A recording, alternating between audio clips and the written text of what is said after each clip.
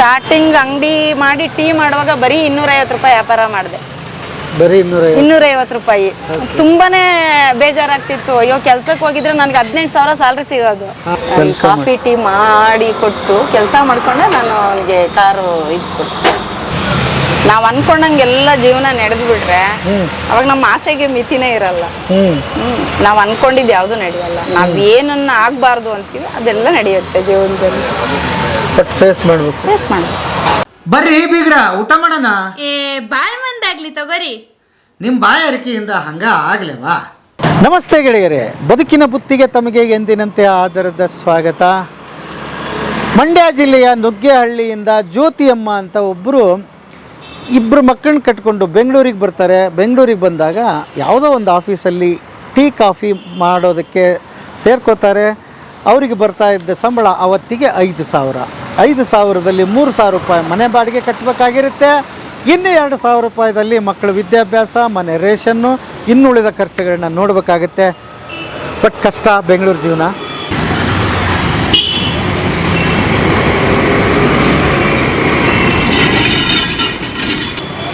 ಅಮ್ಮಂಗೊಂದು ಯೋಚನೆ ಬರುತ್ತೆ, ಹೀಗೆ ಎಷ್ಟು ದಿವಸ ಕೆಲಸ ಮಾಡಿದ್ರೆ ಆಗುತ್ತೆ, ಒಂದು ಸಣ್ಣ ಉದ್ಯಮ ಶುರು ಮಾಡ್ಬೇಕಂತೇಳಿ ಒಂದು ಸಣ್ಣ ಟೀ ಹೋಟ್ಲ್ ಶುರು ಮಾಡ್ತಾರೆ.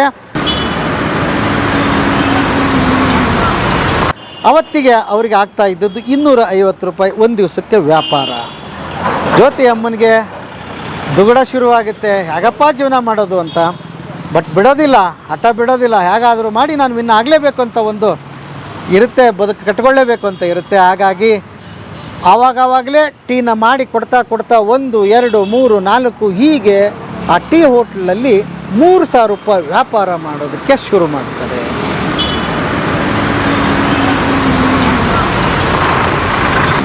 ಹಾಗಾದ್ರೆ ಭಾಳ ಚೆನ್ನಾಗಾಯ್ತಲ್ವ ಕತೆ ಅಂತ ನಿಮಗೆ ಅನಿಸ್ಬೋದು. ಮಕ್ಕಳು ಅಷ್ಟೊತ್ತಿಗೆ ದೊಡ್ಡವರಾಗ್ತಾರೆ, 2 ಮಕ್ಕಳು ಮದುವೆ ಆಗ್ತದೆ, ಸಂಸಾರ ದೊಡ್ಡದಾಗ್ತದೆ. ಆ 5,000 ಕೂಡ ಸಾಕಾಗದೆ ಹೋಗ್ತದೆ. ಹಾಗಾಗಿ ಈ ಟೀ ಹೋಟ್ಲ್ ಪಕ್ಕನೇ ಒಂದು ಚಿಕ್ಕ ಹೋಟೆಲನ್ನು ಶುರು ಮಾಡ್ತಾರೆ. ಬನ್ನಿ ಆ ಹೋಟೆಲ್ ಕತೆ ಹೇಳೋದಕ್ಕೆ ಬಂದಿದ್ದೀನಿ. ಈಗ ಹೇಗಿದ್ದಾರೆ, ಈ ಹೋಟೆಲ್ ಹೇಗೆ ನಡೆಯುತ್ತೆ, ಆ ಅಂಗಡಿ ಇನ್ನೂ ಇದೆಯಾ, ಎಲ್ಲವನ್ನೂ ತಿಳಿಸ್ತೀನಿ.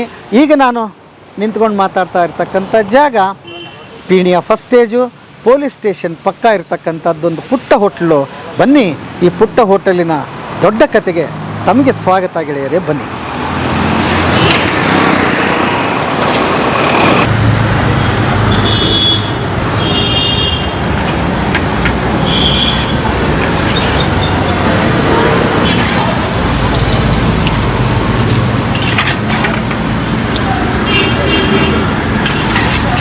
ಬೆಂಗಳೂರಿಗೆ ಬಂದು 15 ವರ್ಷ ಆಯಿತು. 15 ವರ್ಷ? ಹಾಂ, 15 ವರ್ಷ ಆಯಿತು ಬೆಂಗಳೂರು. ಯಾವ ಕಾರಣಕ್ಕೆ ಬೆಂಗಳೂರಿಗೆ ಬರಬೇಕಾಯ್ತು ನೀವು? ಕಾರಣ ಮಕ್ಕಳೆಲ್ಲ ಓದ್ ಮುಗೀತು, ಬೆಂಗಳೂರಲ್ಲೇ ಸೆಟ್ಲ್ ಆಗೋಣ ಅಂತೇಳಿ ಬೆಂಗಳೂರಿಗೆ ಬಂದ್ವಿ. ಅಂದರೆ ಓದ್ತಾ ಇದ್ರಲ್ಲ, ಕೆಲಸ ಅದು ಇದು ಅಂತೇಳಿ ಬೆಂಗಳೂರಿಗೆ ಬಂದ್ವಿ. ಎಷ್ಟು ಜನ ಮಕ್ಕಳು ನಿಮಗೆ? 2 ಗಂಡು ಮಕ್ಕಳು. 2 ಗಂಡು ಮಕ್ಕಳು. ಏನು ಮಾಡ್ತಿದ್ರಿ ಅಲ್ಲಿ ನಿಮ್ಮೂರಲ್ಲಿ? ನಮ್ಮೂರಲ್ಲಿ ವ್ಯವಸಾಯ, ಹಸು ಇತ್ತು, ಹಸು ಮಾಡ್ಕೊಂಡಿದ್ವಿ. ಹಸು ಇತ್ತು, ಓಕೆ. ಅಲ್ಲಿ ಹೇಗಿತ್ತು ಜೀವನ ಹಾಗಾದ್ರೆ? ಅಲ್ಲಿ ಚೆನ್ನಾಗಿತ್ತು. ಅಲ್ಲೂ ಚೆನ್ನಾಗಿತ್ತು, ಓಕೆ. ಬೆಂಗಳೂರಿಗೆ ಈಗ ಒಂದು ಊರು ಬಿಟ್ಟು ಒಂದು ಊರಿಗೆ ಬರ್ಬೇಕಂದ್ರೆ ಅಷ್ಟು ಸುಲಭ ಅಲ್ಲಮ್ಮ. ಅಷ್ಟು ಸಂಬಂಧಿಕರು ಇರ್ತಾರೆ, ಅಲ್ಲೇನೋ ನಂಟು ಬೆಳೆದಿರುತ್ತೆ, ಮೊದಲಿಂದ ಇರ್ತೀರಿ.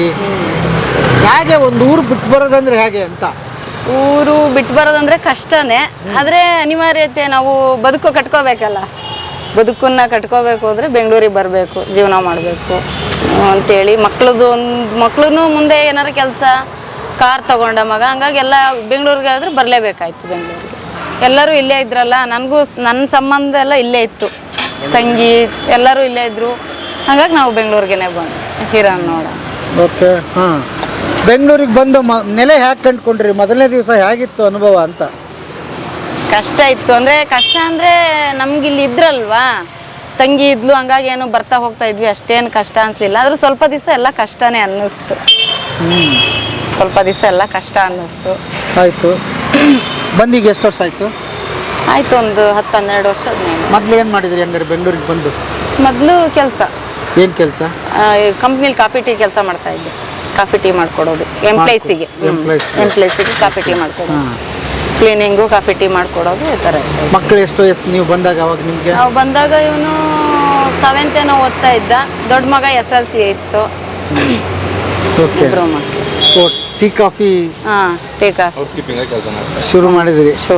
ಅಲ್ಲಿ ಒಂದಿಷ್ಟು ಸಂಬಳ ಬರೋದು ನಿಮ್ಗೆ. ಹಾಂ, ಅಷ್ಟೇ. ಅವಾಗ ನಾವು ಬಂದಾಗ ನನಗೆ 5,000 ಸ್ಯಾಲ್ರಿ ಕೊಡ್ತಿದ್ರು, ಬರೀ 5,000. ಮನೆ ಬಾಡಿಗೆ ಒಂದು 3,000. ಆ ಥರನೇ ಜೀವನ. ಉಳಿದಿದ್ದು ಬರೀ 2,000. ಹೇಗೆ ಮತ್ತೆ ಮೇಂಟೈನ್ ಮಾಡ್ತಿದ್ರಿ? ಅವಾಗ ಅಂದರೆ ಹೆಂಗೋ ಅದರಲ್ಲೇ ಮೇಂಟೈನ್ ಆಗ್ತಿತ್ತು. ಹೆಂಗೋ ಸ್ವಲ್ಪ ಎಲ್ಲರೂ ಮನೇಲಿ, ನಮ್ಮ ಮನೆಯವರು ಸ್ವಲ್ಪ ಇದು ಮಾಡ್ತಿದ್ರಲ್ಲ, ಹಂಗಾಗಿ ಮೇಂಟೈನ್ ಆಗ್ತಾ ಇತ್ತು. ಇಬ್ರು ದುಡ್ಕೊಂಡು ಒಬ್ರದ್ದು ಮನೆ ಮೇಂಟೈನ್ ಆದರೆ ಒಬ್ರದ್ದು ಖರ್ಚು ಅದು ಇದು ಮಕ್ಕಳಿಗೆ ಮಾಡ್ಕೊಂತ. ಆಮೇಲೆ ಹಂಗೆ ನನಗೆ ತುಂಬ ದಿವಸದಿಂದ ಇದೊಂದು ಇತ್ತು, ಹೋಟ್ಲು ಮಾಡಬೇಕು, ಅಂಗಡಿ ಮಾಡಬೇಕು, ಎಲ್ಲಾರೇ ಒಂದು ಟೀ ಅಂಗಡಿ ಥರನಾದರೂ ಇಲ್ಲ 4 ಜನಕ್ಕಾದರೂ ನಾನು ಅಡುಗೆ ಮಾಡಿ ಊಟ ಹಾಕಬೇಕು ಅಂತೇಳಿ ಒಂದು ಆಸೆ ನಂಗೆ ತುಂಬ ದಿವಸದಿಂದ. ಸ್ವಂತ ಉದ್ಯಮಿ ಕಟ್ಟಬೇಕು ಅನ್ನೋದಿತ್ತು. ಆದರೆ ನನಗೆ ಎಲ್ಪ್ ಮಾಡೋಕ್ಕೆ ಮತ್ತು ಯಾವುದು ಭಯ, ಎಲ್ಲೋಗಿ ಮಾಡೋಕ್ಕಾಗುತ್ತಾ, ಖರ್ಚು ಅದು ಇದು ಅಂತ ತುಂಬಾ ಇದು ಮಾಡ್ತಿದ್ದೆ. ಸ್ವಲ್ಪ ದಿವಸ ಆದಮೇಲೆ ಸರಿ ಮಾಡಬೇಕು, ಎಷ್ಟು ದಿವಸ ಇನ್ನೊಬ್ರ ಹತ್ರ ಕೆಲಸ ಮಾಡೋದು ಅಂತೇಳಿ ಒಂದು ಚಿಕ್ಕದಾಗಿ ಅಂದರೆ ಅಡುಗೆ ಮಾಡಬೇಕು ಅಂತಲೇ ಮಾಡಿಕೊಂಡೆ. ಅಡುಗೆ ಮಾಡೋಕ್ಕೆ ಆಗಲಿಲ್ಲ. ಟೀ ಕಾಫಿನೇ ಮಾಡ್ಕೊಂಡೆ. ಇವಾಗ 1 ವರ್ಷದಿಂದ ಟೀ ಕಾಫಿನೇ ಮಾಡ್ಕೊತ ಬಂದೆ. ಈಗ ಆ ಡಬ್ಬ ಹೋಟ್ಲು ಅದನ್ನ ನೀವೇ ರೆಡಿ ಮಾಡಿಸಿದ್ದ? ನಾವೇ ರೆಡಿ ಮಾಡಿಸಿದ್ದು. ಹಾಂ, ಓಕೆ.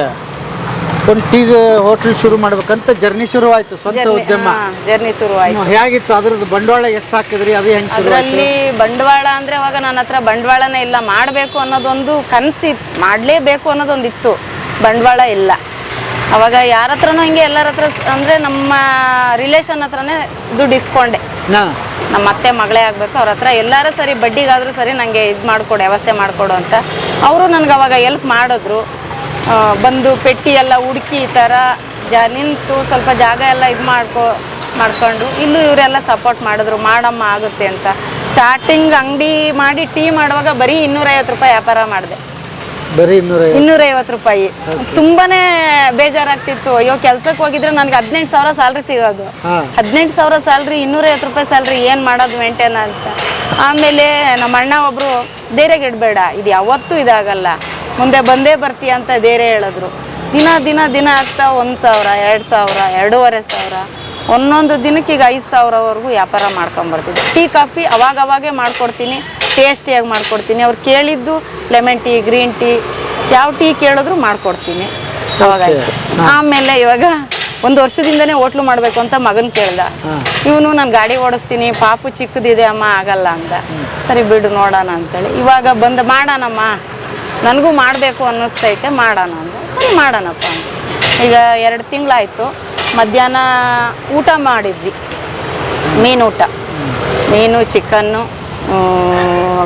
ವೆಜ್ ರೈಸು, ತವಾ ಫ್ರೈ, ಫಿಶ್ ತವಾ ಫ್ರೈ ಇದೆಲ್ಲ ಮಾಡಿದ್ವಿ. ಆಮೇಲೆ ಮತ್ತೆ ಬೆಳಗ್ಗೆ ದೋಸೆ ಟಿಫನ್ನು ಸ್ಟಾರ್ಟ್ ಮಾಡೋಣ ಅಂತ. ಇವಾಗ 1 ತಿಂಗಳಾಯಿತು ಟಿಫನ್ನು ಸ್ಟಾರ್ಟ್ ಮಾಡೋದು. ಓಕೆ. ಈಗ ಅಲ್ಲಿ ಡೈಲಿ 5,000 ಆಗ್ತಿತ್ತು ಅಂತ ಹೇಳಿದ್ರಿ. 5,000 ಇಲ್ಲ ಅಂದರೆ ಒಂದೊಂದು ದಿನ ಒಂದೊಂದು ಥರ ಆಗ್ತಿತ್ತು.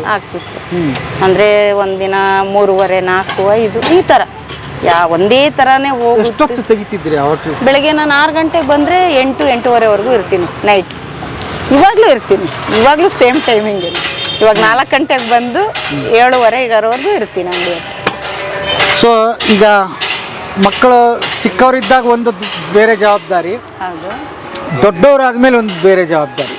ಖರ್ಚುಗಳು ಹೆಚ್ಚಾಗುತ್ತೆ, ಬೆಲೆಗಳು ಜಾಸ್ತಿ ಆಗುತ್ತೆ ಅಲ್ವಾ? ಅಂದರೆ ಇನ್ನೇನು ಸೆಟ್ಲ್ ಆದಿವಪ್ಪ ಅಂದಾಗ ಒಂದು ಸಮಸ್ಯೆ ತಂದಿಡುತ್ತೆ ಬದುಕು. ಹೌದು ಅಲ್ವಾ? ಅವತ್ತು 5,000ದಲ್ಲಿ ಒಂದು ನೆಮ್ಮದಿ, ಆ ಜೀವನ ಬೇರೆ. ದಿವಸ 5,000 ದುಡಿಯೋದ್ರು, ಆ ಜೀವನ ಬೇರೆ. ಮತ್ತೀಗ ಹೋಟ್ಲು ಜಾಯಿಂಟ್ ಮಾಡ್ಕೊಂಡಿದ್ದೀರಿ ಅಲ್ವಾ?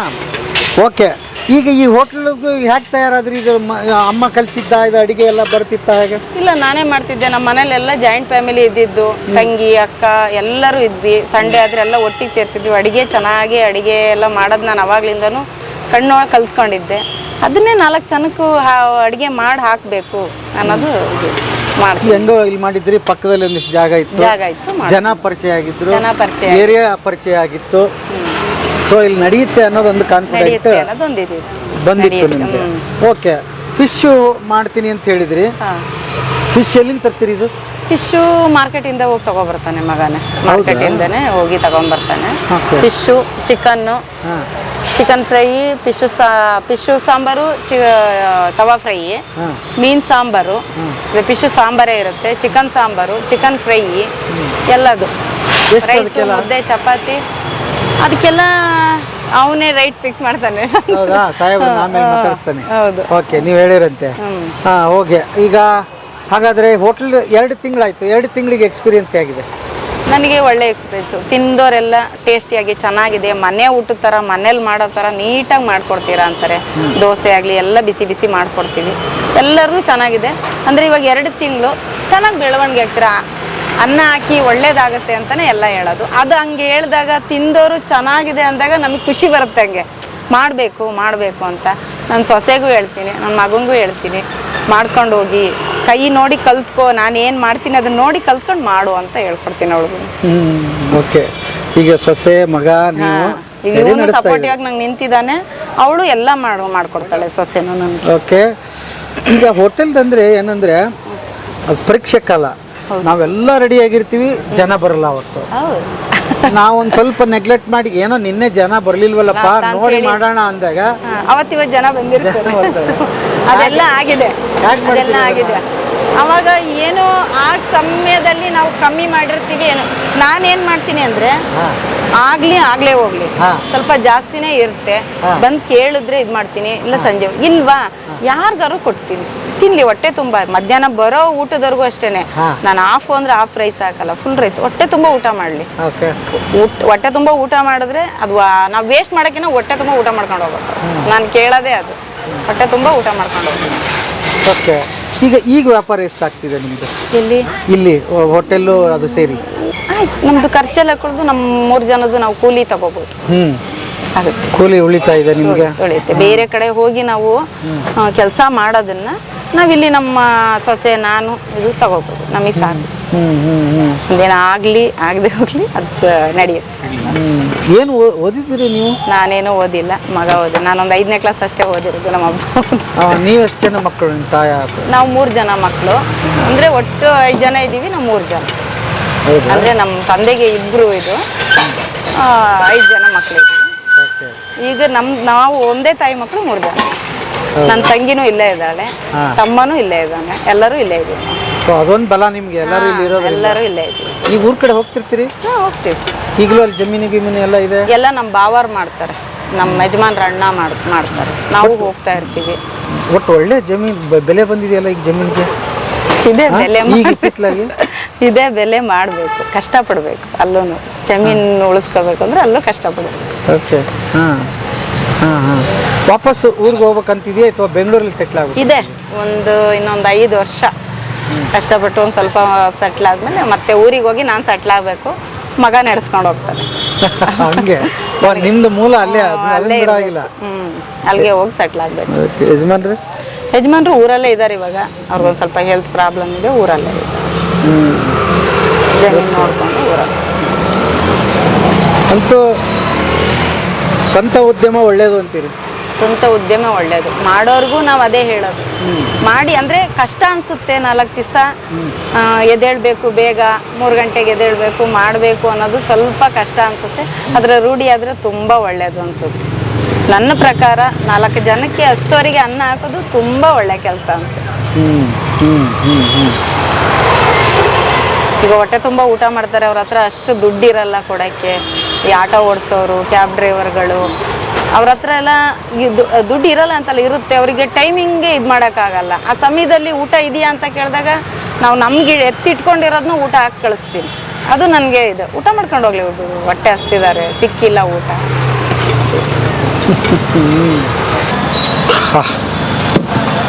ಸಾಹೇಬ್ರೆ, ನಿಮ್ಮ ಹೆಸರು? ಸುಮಂತ್ ಅವರು. ಏನು ಓದಿದ್ದೀರಿ ನೀವು? ನಾನು ಸೆಕೆಂಡ್ PUC. ನೀವು ಸೆಕೆಂಡ್ PUC. ಅಮ್ಮ ಇಷ್ಟೊತ್ತು ಮಾತಾಡ್ತಾ ಇದ್ರು, ಅವ್ರ ಕತೆ ಹೇಳ್ತಾ. ಹೇಳಿ, ನಿಮ್ಗಂತೂ ಬೆಂಗಳೂರು ನಿಮ್ಗೆ ಭಾಳ ವರ್ಷ ಆಯಿತು, ನಿಮ್ಮೂರಂಗೆ ಆದಂಗೆ ಆಗಿದೆ. ಏನು ಹೇಳ್ತೀರಿ ಬೆಂಗಳೂರಿಗೆ? ಏನು ಹೇಳ್ತೀರಿ ಬೆಂಗಳೂರಿಗೆ? ಏನು ಹೇಳೋದು, ನಮ್ಮಂಥವ್ರಿಗೆ ಅನ್ನ ಆಗುತ್ತೆ, ಕಷ್ಟದಲ್ಲಿ ಕೈ ಹಿಡಿತೈತೆ. ಅಮ್ಮನ ಜನ್ರೇಷನ್ಗೆ ಮತ್ತು ನಿಮ್ಮ ಜನ್ರೇಷನ್ಗೆ ಏನು ಚೇಂಜಸ್ ಏನು ಕಾಣಿಸ್ತಾ ಇದೆ? ಅಮ್ಮ ಬಂದಾಗ ಅಮ್ಮ ಧೈರ್ಯ ಮಾಡಲಿಲ್ಲ, ಈ ಧೈರ್ಯ ಮಾಡಿದ್ರೆ ನಾವು ಇನ್ನೂ ಚೆನ್ನಾಗಿರ್ಬೋದಿತ್ತು. ಏನು ಧೈರ್ಯ ಮಾಡಬೇಕಾಗಿತ್ತು ಅಂತ? ಅಮ್ಮ ಸ್ವಲ್ಪ ಈ ಥರ ಅಂಗಡಿ ಮಾಡೋಕ್ಕೆ ಮತ್ತು ಈ ಥರ ಹೋಟ್ಲ್ಗಳು ಮಾಡೋಕ್ಕೆ ಧೈರ್ಯ ಮಾಡಲಿಲ್ಲ. ಅಯ್ಯೋ ಹೆಂಗಾಗುತ್ತೋ, ಕೈ ಸುಟ್ಕೊಂತೀವಿ, ಬೇಡ ಬಂಡವಾಳ ಇಲ್ಲ ಅಂತ ಸ್ವಲ್ಪ ಹಿಂದೆ ಮುಂದೆ ನೋಡಿದ್ರು.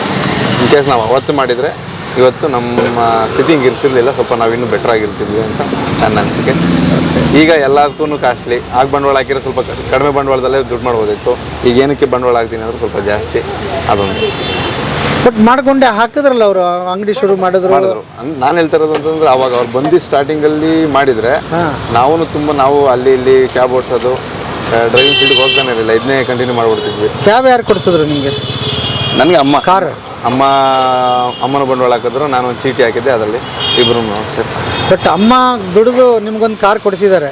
ಕೊಡಿಸಿದ್ವಿ. ಈಗ ಇನ್ನೂ ಲೋನ್ ಕಟ್ತಾ ಇದ್ದಾರೆ, ಅದು ಕಟ್ಟಿಲ್ಲ.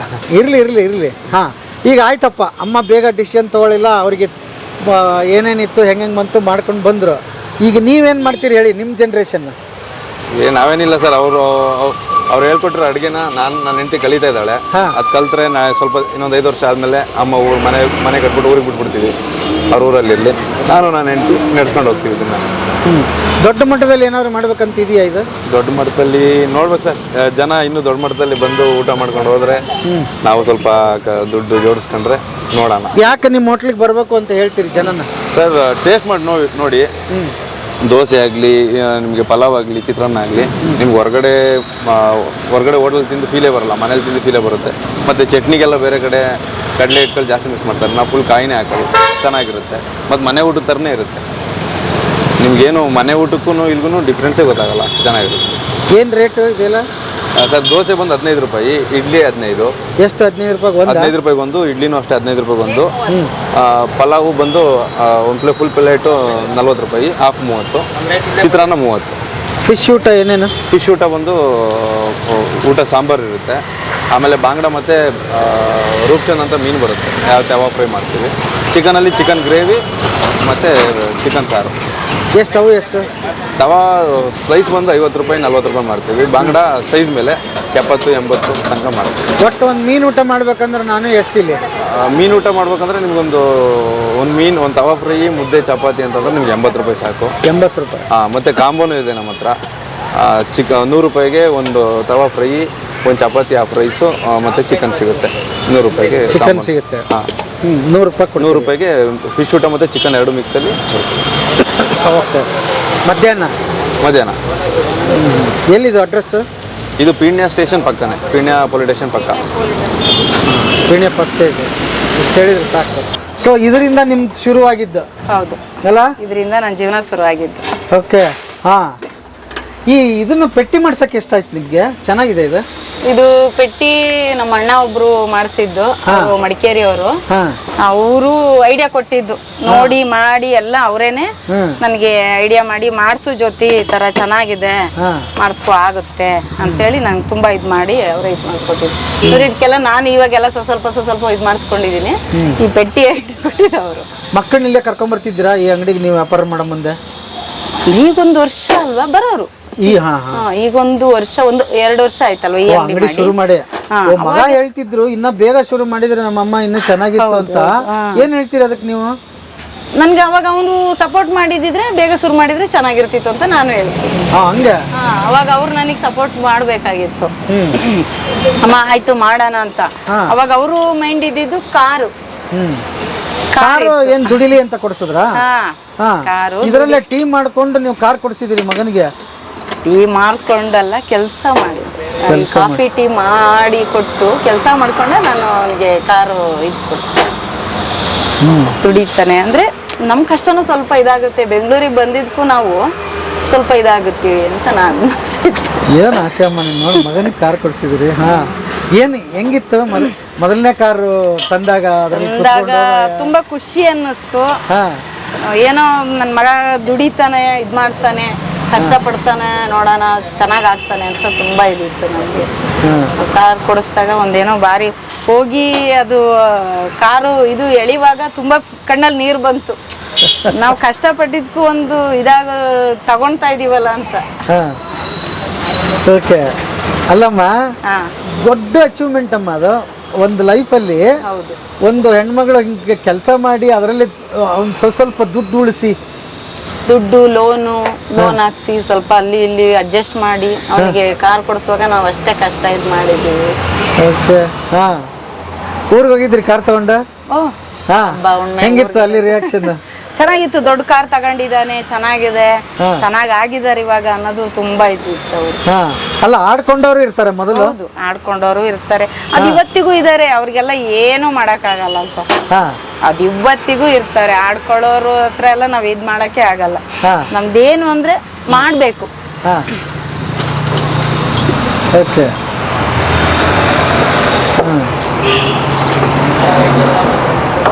ಹೆಂಗೆ 10 ರೂಪಾಯಿನ ಟೀ ಎಷ್ಟು? ಹೌದು, 10 ರೂಪಾಯಿ ಸರ್. ಓಕೆ. ಸೊ ಈ ಟೀನೇ ಮಾಡ್ಕೊಂಡು ಜನನ್ ಸಂಪಾದನೆ ಮಾಡಿ ಮುಖ್ಯವಾಗಿ ಮಾಡಿದೀವಿ. ಹಾ ಹೆದರ್ಕೋಬಾರ್ದು. ಯಾವುದೇ ಕೆಲಸ ಮಾಡ್ಬೇಕಾದ್ರೂ ಹೆದರ್ಬಾರ್ದು.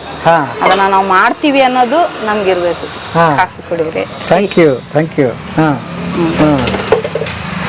ಮಾಡ್ತೀವಿ ಅನ್ನೋದು ಇರ್ಬೇಕು, ಹೆದರ್ಬಾರ್ದು. ಇವಾಗ ನಮ್ಗೆ ಯಾರೇ ಏನೇ ಬಂದ್ರು ಏನ್ ಮಾಡ್ತೀಯ ಹಂಗೆ ಹಿಂಗೆ ಅಂತಂದ್ರು ಅದಕ್ಕೆ ಜಗ್ಬಾರ್ದು, ಮಾಡ್ಬೇಕು, ಕಷ್ಟಪಡ್ಬೇಕು. 10 ರೂಪಾಯಿ ಇಲ್ಲಾಂದ್ರೆ ಯಾರು ಕೊಡಲ್ಲ. ಯಾರು ಕೊಡ್ತಾರೆ? ಭಿಕ್ಷೆ ಬೇಡಕ್ಕಾಗುತ್ತಾ?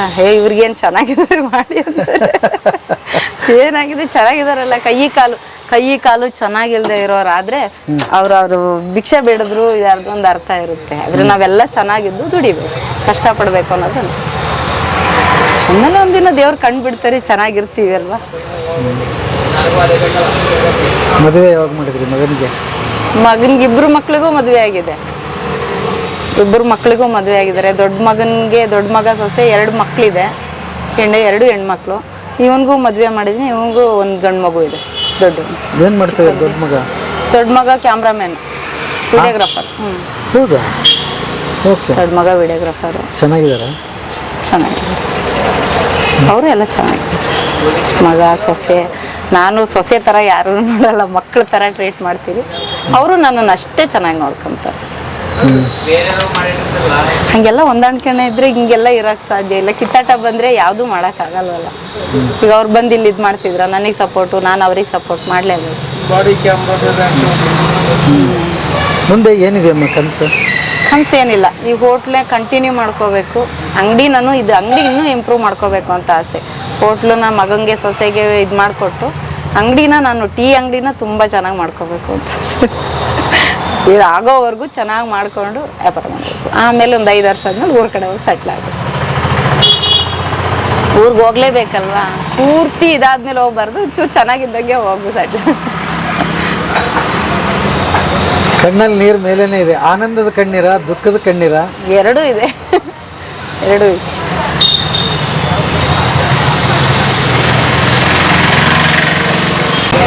ಅಂತ ಸಾಧನೆ ಮಾಡಿದ್ರಿ, ಬಿಡ್ಲಿಲ್ಲ, ಹಠ ಬಿಡ್ಲಿಲ್ಲ, ಸೋಲಿಲ್ಲ. ಸೋಲ್ಬಾರ್ದು.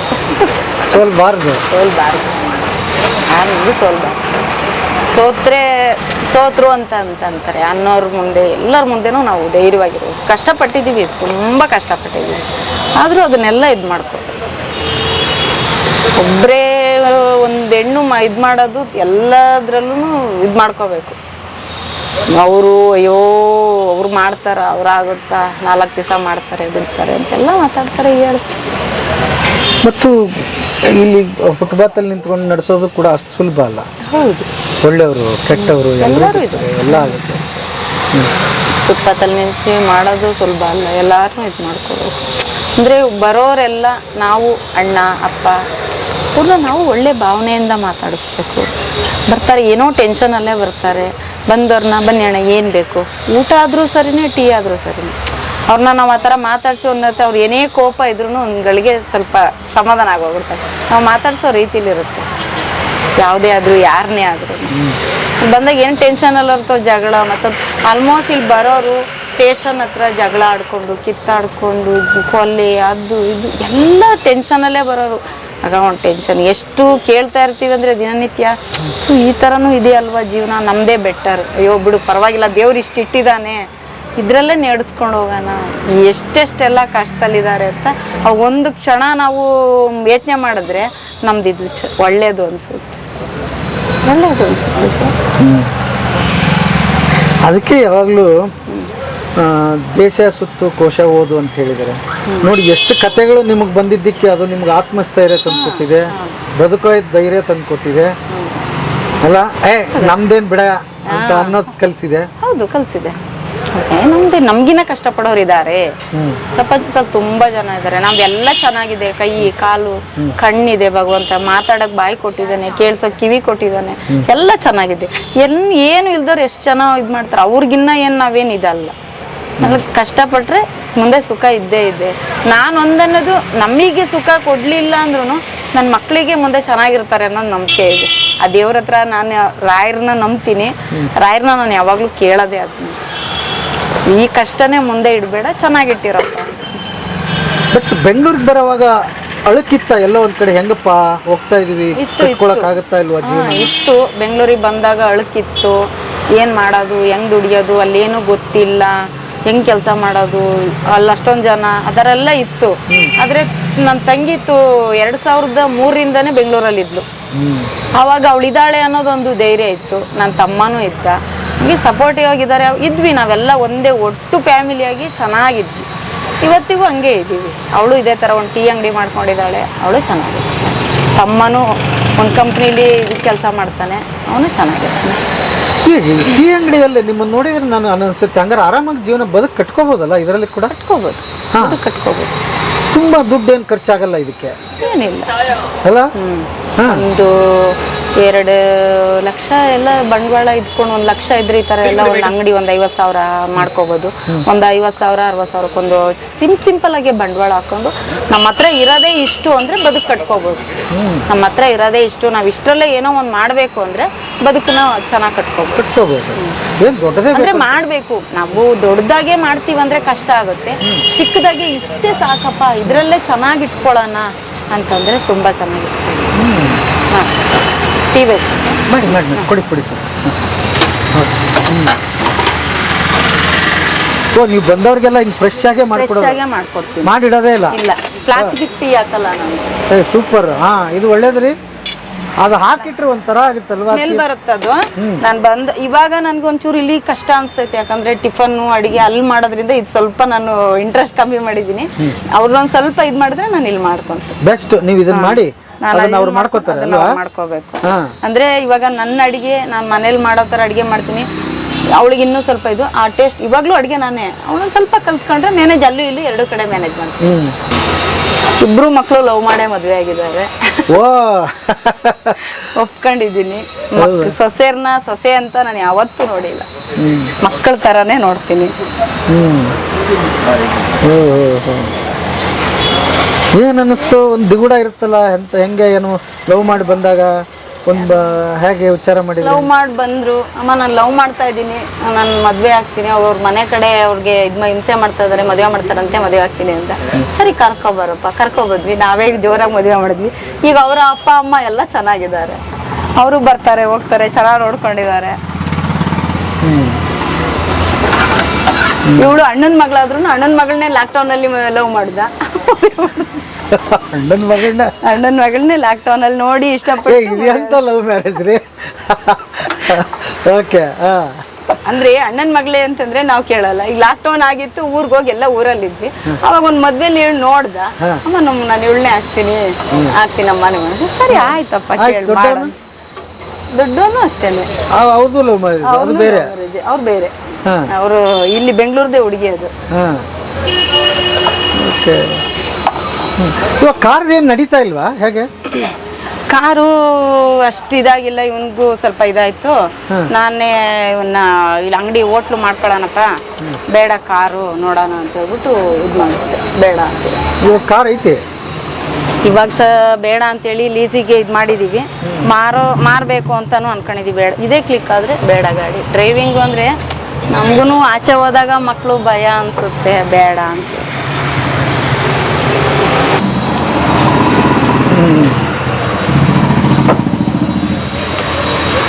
ಮದುವೆ ಕನಸು ಏನೋ ಆಗುತ್ತೆ ಜೀವನ ಅಂತ ಮದುವೆ ಆಗಿ ಬಂದಿರ್ತೀರಿ. ಹೌದು. ಬಟ್ ಕೆಲವು ಬಾರಿ ಬದುಕು ಇನ್ನೆಲ್ಲ ಕರ್ಕೊಂಡು ಹೋಗ್ಬಿಡುತ್ತೆ ಅಲ್ಲ?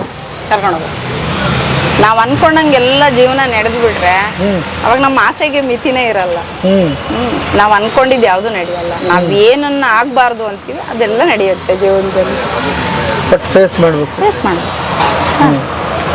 ಸಿಗ್ಲಿಲ್ಲ ಅಂತ ಕೊರಗಿದ್ರೆ ಮತ್ತದು ಬರಲ್ಲ.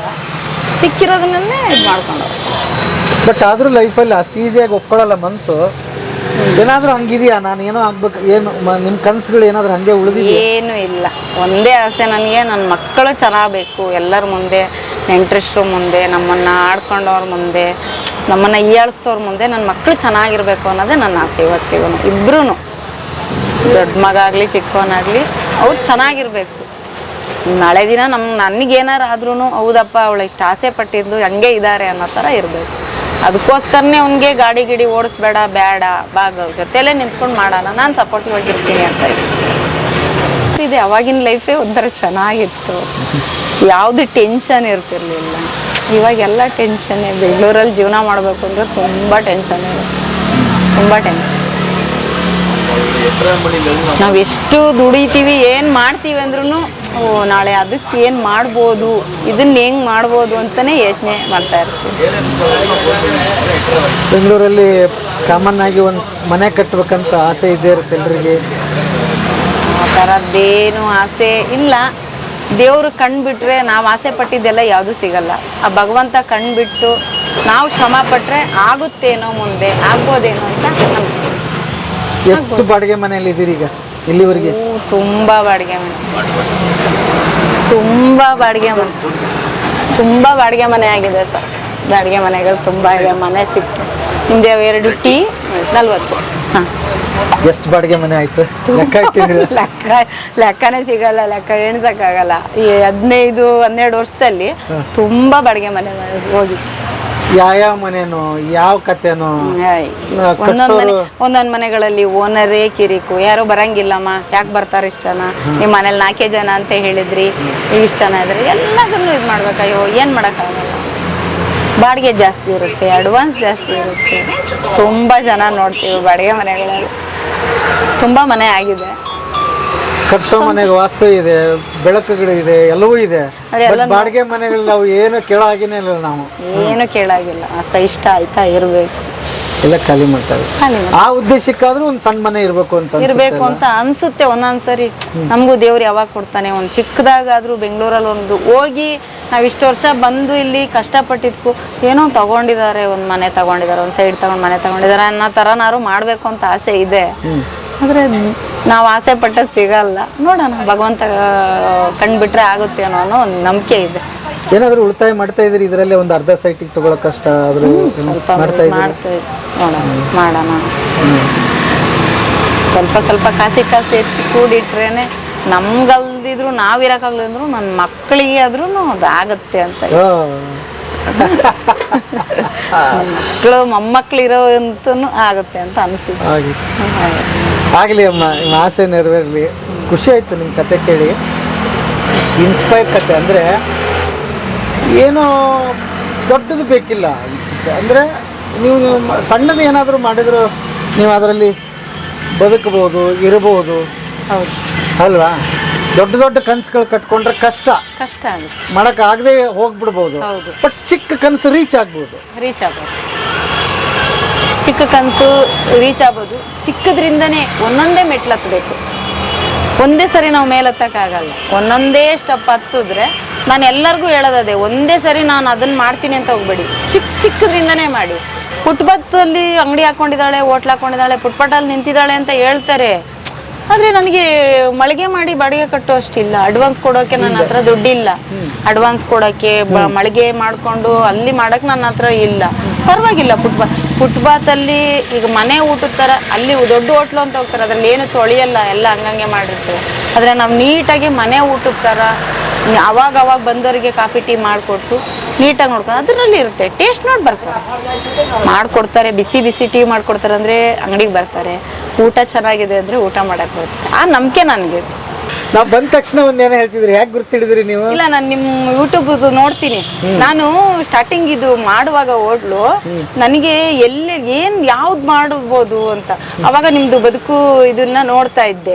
ನೋಡಿದಾಗ ಅಂದ್ರೆ ನನಗೆ ಸಡನ್ ನಿಮ್ಮನ್ನ ನೋಡಿದಾಗ ಜ್ಞಾಪನ ಬಂದಿದ್ದು ಈ ಸ್ಟಾರ್ಟಿಂಗ್ ನೀವು ಇದ್ ಮಾಡಿದಾಗ ಬರ್ರಿ ಬಾಳ ಮಂದಿ ಆಗ್ಲಿ ಅನ್ನೋದಲ್ಲ, ಆ ಡೈಲಾಗ್ ನನಗೆ ಚೆನ್ನಾಗಿ ಜ್ಞಾಪನ ಬಂದ್ಬಿಡ್ತು. ಅದೇ ನೀವೇ ಅಂತ ಅವಾಗ್ಲೇ ಹೇಳ್ದೆ. ನಿಮ್ಮ ಹೆಸರು ಚಂದ್ರು ಅಲ್ಲ ಸರ್? ಮಹಾರುದ್ರಪ್ಪ.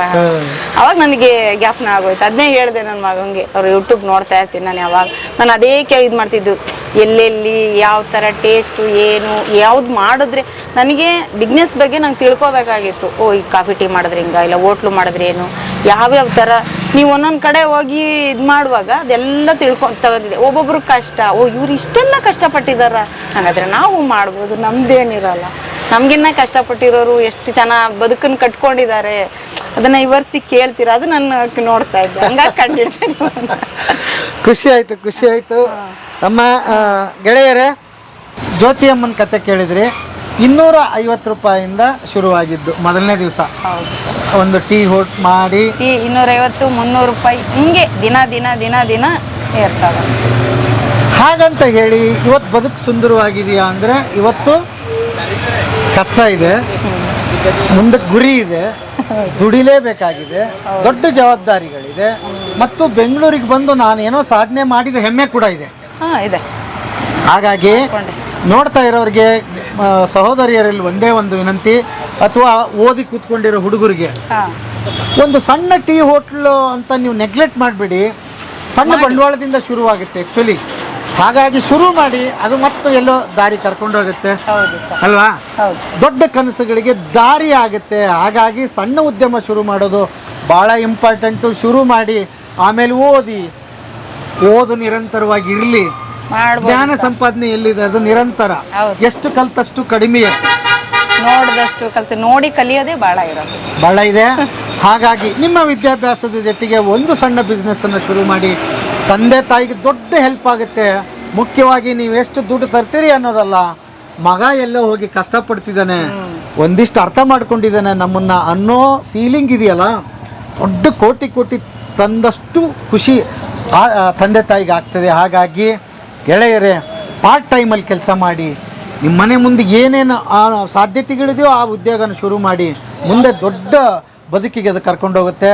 ಹಾಗಾಗಿ ಪೀಣ್ಯ ಸೆಕೆಂಡ್ ಸ್ಟೇಜ್ ಬಂದಾಗ ಪೊಲೀಸ್ ಸ್ಟೇಷನ್ ಪಕ್ಕ ಇದೆ. ನಿಮ್ಮ ಅಡ್ರೆಸ್ ಇದೆ, ಹೋಟ್ಲ್ ಹೆಸರು ಹೇಳಿ. ಹೋಟ್ಲು ಬೃಂದಾವನ ಟೀ ಸ್ಟಾಲು. ಅದು ಹೋಟ್ಲು ಮಸಣಿಕಮ್ಮ ಮನೆ ಊಟ. ಅಂದ್ರೆ ನಮ್ಮ ಮನೆ ದೇವರದು, ಮನೆ ದೇವರು ಪ್ರಿಯಾಪಟ್ಟಣದಮ್ಮ. ಪ್ರಿಯಾಪಟ್ಟಣದಮ್ಮ ಮನೆ ಊಟ ಅಂದ್ರೆ ಅಲ್ಲಿ ಬರ್ಸಿರೋದು ಮಸಣಿಕಮ್ಮ.